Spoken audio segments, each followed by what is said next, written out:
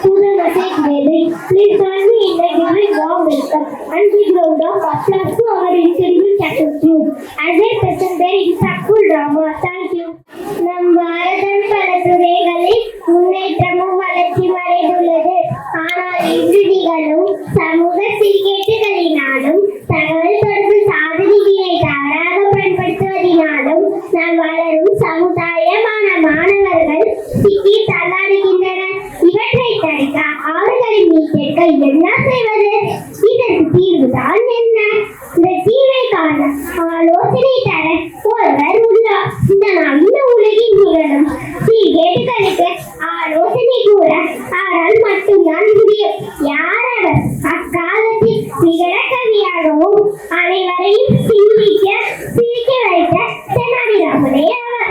இந்த 2026ஆம் ஆண்டில் சிறு மாறுதலாக 26 புலிகேசி அரசவையின் ஆலோசனை அமைச்சராக உள்ளார். என்ன புலிகேசி அரசவை தெனாலியா? எப்படினா எடுத்துக்கிறீர்களா? இது ஒரு கற்பனை காட்சி மட்டுமே. சரி, அவரை எங்கே தேடுவது என்ற யோசனையா? இதோ நம் பிரசன் பள்ளி வளாகத்தில் அமைந்துள்ள அரசையை செல்வோம். வாருங்கள், நவீன தெனாலியின் திறமைகள் காண்போம். காட்சி 1. அமைச்சர், என்ன ஆயிற்று? வயிற்று வலி அமைச்சரே. நேற்று என்ன உண்டீர்கள்? சிக்கன் நூடுல்ஸ் அமைச்சரே. அமைச்சர், சிக்கன் நூடுல்ஸ் மட்டுமா உண்டீர்கள்? பிரியாணி, மட்டன் பிரியாணி,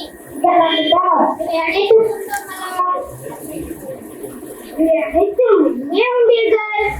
அனைத்தும் இணையத்தில் ஆர்டர் செய்து வாங்கி உண்டோம். ஓ, இதுதான் காரணமா? கம்பீர 26ஆம் புலிகேசி வருகிறார்.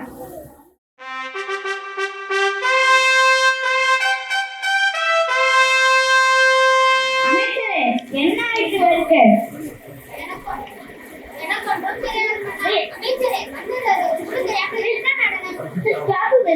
இதெல்லாம் சரிப்பட்டு வராது. எடுங்கள் இந்த வாளை.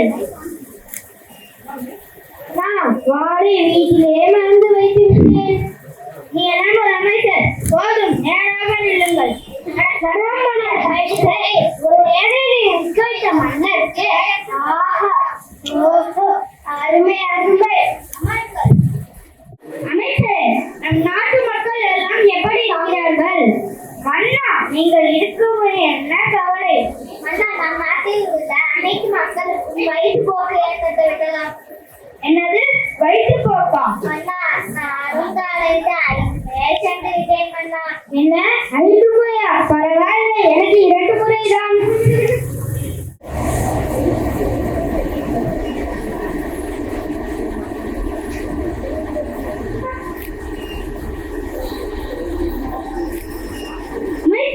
இந்த வயிற்றுப்போக்கிற்கு காரணம் என்ன? நம் நாட்டு மக்கள் இணையதளம் மூலம் துரித உணவு வாங்கி உண்டதன் விளைவுதான் மன்னா.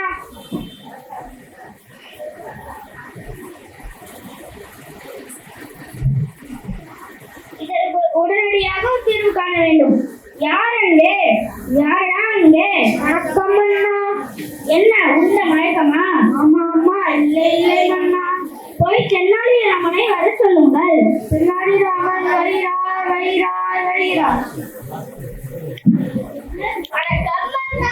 வாருங்கள் தெனாலி.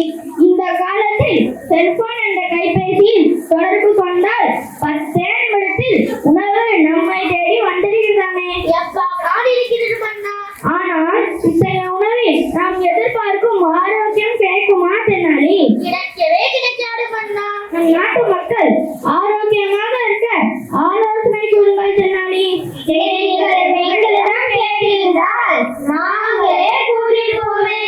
ஏன் தெனாலி? இப்பொழுது நாம் தென்னாலை அழைத்ததுதான் முதல் பிரச்சனையா? அப்படி இல்லை இருந்தாலும் சரி, நீங்கள் அனைவரும் தென்னாலிடம் சில கேள்விகள் கேளுங்கள். அவர் நடிப்பார். பிடிக்க முடியாதது கல்வியும் திறமையும், பிடிக்க கூடாதது பெற்றோரும் பள்ளியும், சேர்ந்து இருப்பது ஆசிரியரும் மாணவர்களும், சேர்க்க கூடாதது வறுமையும் நோயும், பார்க்க கூடாதது தொலைக்காட்சியும் கைபேசியும், பார்க்க வேண்டியது நேரமும் தேர்வும். கல்விக்கு பள்ளி,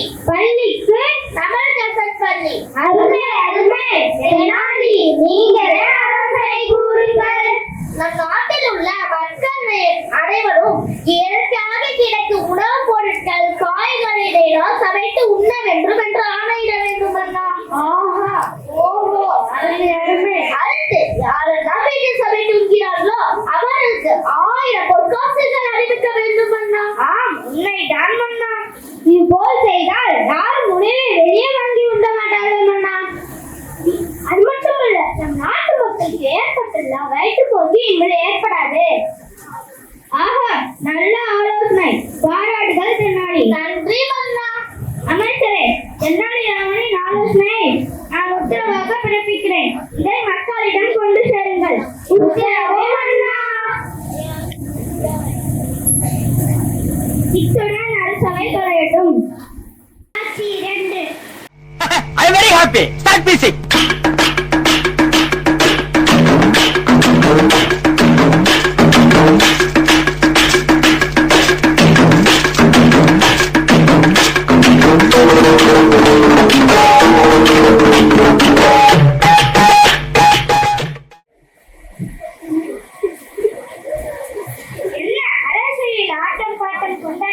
இருக்கிறது. அப்படிதான் ஒன்றுமில்லை. எனக்கு தெரியும், உங்கள் அனைவரிடமும் கைபேசி தானே உள்ளது. அது நீ பெயர் பப்ஜி தானே விளையாடு. உங்களுக்கு எப்படி தெரியும்? அதான் நான் விளையாடுறேன்.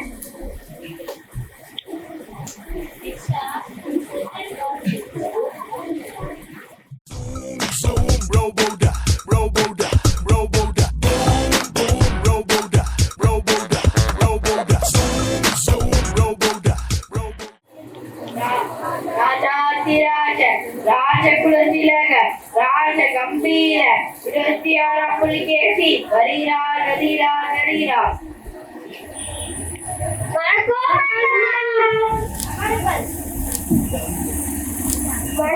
மன்னா. உங்களை பக்கத்து நாட்டு அரசர் விளையாட அழைத்தார். எங்கே எங்கே கொடு கொடு.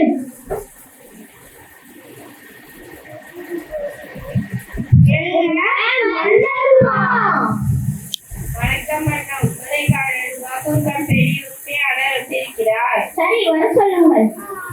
நீங்கள் யாரும் கூட விளையாட முடியல. வணக்கம். My name is எங்கள் கம்பெனியில் 60 மொபைல் உங்கள் நாட்டில் இன்ட்ரடியூஸ் பண்றது பெர்மிஷன் வேணும். இது என் நாட்டு மக்களுக்கு பயனுள்ள வகையில் இருந்தால் அப்படியே ஆகட்டும். Okay, thank you. நன்றி. ஓகே, நன்றி நன்றி.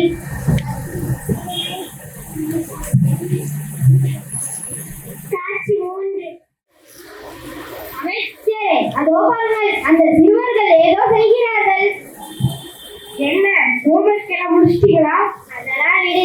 பொது புதுசா 60 மொபைல் இன்ட்ரடியூஸ் பண்ணிருக்காங்க.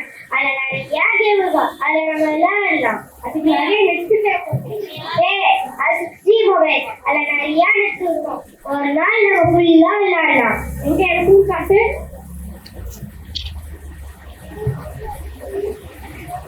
படிக்கிற வயசுல போன் பார்த்துட்டு இருக்கீங்க. போனை கொடுங்க. நான் சரி, கரெக்டா கேம் வின் பண்ணும்போது தான் கேட்குறீங்க. பின்னுலையும் போக போக தெரியும்.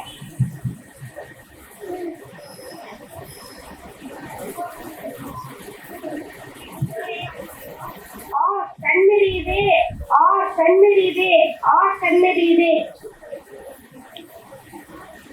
தலை ரொம்ப அடிக்குது. தலை ரொம்ப அடிக்குது. தலை ரொம்ப அடிக்குது. கண்ணெறியுது. தலை ரொம்ப அடிக்குது. அப்போவே சொன்னேன், கண்டிஷன்ஸ் ஃபாலோ பண்ணி படிங்க. அப்போ கேட்கல. இப்ப யார்கிட்ட போனது? சரி வாங்க, மன்னர் கிட்ட போகலாம். வணக்கம் அண்ணா. நிலைமையை பாருங்கள். அமைச்சர்களே, என்ன ஆயிட்டு? இவனா கண்களை செய்கிறான், அவனா செல்போனை விளையாடுவது போல செய்கிறான். அப்படி நாட்டில் புதிதாக மொபைல் அறிமுகப்படுத்தியது விளைவுதான் மன்னா. ஐயோ, தவறு செய்து விட்டேனே. இதற்கு உடனடியாக தீர்வு காண வேண்டும். அமைச்சர்களே, உங்களிடம் ஏதேனும் தீர்வு உள்ளதா? அன்னிச்சை செய்தால் என்ன? போனை ஒழித்து விட்டால் என்ன? மூக்கு குழப்பம் இருந்தா தான் யோசிக்க தோணும். அண்ணா, உங்களால் செல்போன் பயன்படுத்தாமல் இருக்க முடியுமா? கடினம் தான், இருந்தாலும் இந்த நிலையை